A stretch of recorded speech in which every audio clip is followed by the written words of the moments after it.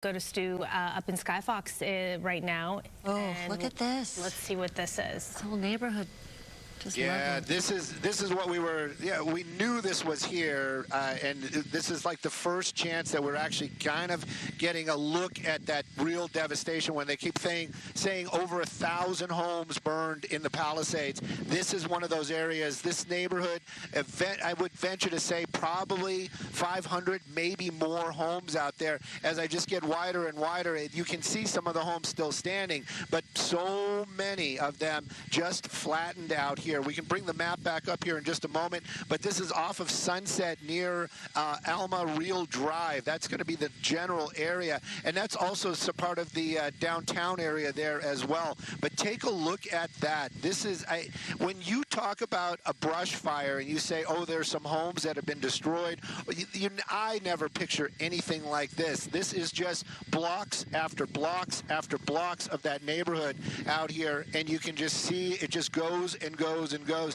And then sometimes there is, oddly enough, there's like a structure standing or maybe a garage standing. But for the most part, I would say every home in this neighborhood flattened due to the Palisades fire. And I would venture to say also, during one of the press conferences, I did hear them talking, one of the people talking about an entire neighborhood burning, and there was no resources there. This might have been what they were talking about, because it just goes and goes and goes. But also in that same breath could you imagine being a firefighter, even with all the resources that you could possibly have at your fingertips? How do you battle an entire neighborhood burning? This has got to be 500 homes, maybe more. This is something that I personally have never seen, and again, I would venture to say a lot of other folks watching have never seen, especially here in the Southern California area.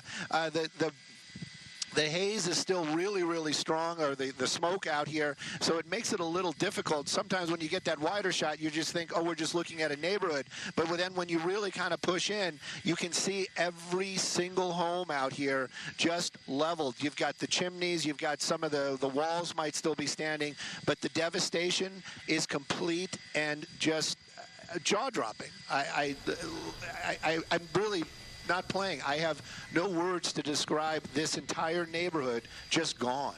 It really is. It's just all reduced to rubble. And what hit me the most is when you put up the names of those streets, Stu. I recognize one of the names as somebody who lives there, and I'm sure a lot of people for the first time seeing their communities and these street names, and they can identify their homes. And unfortunately, I do think that I recognize the address of one of our friends. Oh, no. And just to see this, that their neighborhood and their house is probably leveled at this point, it's just so hard to see. Well, just like these people, we don't know what their story is, but perhaps they used to live here, right? And they've come back to see what was left, and obviously not much. But really, when you're showing us this image, you have to remind yourself, and I know I'm not alone, this is Pacific Palisades, this is Southern California, this is Los Angeles right here. It truly looks like a war zone, and I hate using these cliches and these terms we keep tossing around, like a bomb went off or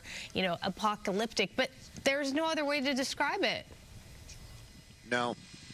None whatsoever, and it's complete. They have a garage standing right there. That family that couple that we saw down there. I'm gonna see if I can find them one more time. We actually made a little bit of a turn, but they clearly are. This is like they made their way back into the neighborhood, and they are looking. You can see it. This is clearly their house. One of them has a cell phone out. They're walking around. They've got their masks on, but if it's not their house, it might be somebody that they know personally.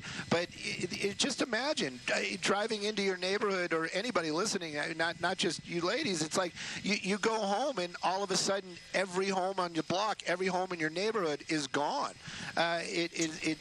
No words can really describe it, and it just goes and goes and goes and goes. I know that this is I was calling it the Commons area. Some people were calling it the Village, but now we can kind of see some of that as well. And in all these buildings.